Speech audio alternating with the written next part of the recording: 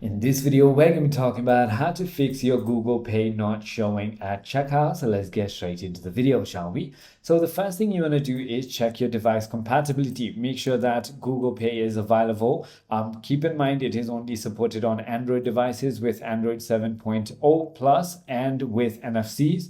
Make sure that your device also meets the requirement. Then you want to simply go ahead and check if there are any updates available for your Google Play services. If yes, simply update it from your Play Store. The third thing you want to do is simply go ahead and check if you have a poor or unstable internet connection and try switching between your Wi-Fi and your cellular data. Again, the fourth thing you want to try to do is make sure that you are signed in with the account that is linked to Google Pay.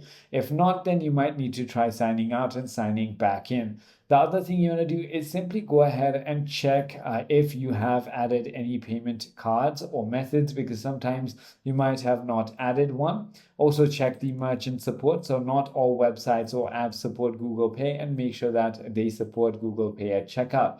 If none of it works, you might need to simply go ahead and check or clear your cache and data. Eighth is going to be checking country availability. Google Pay not be available for some countries.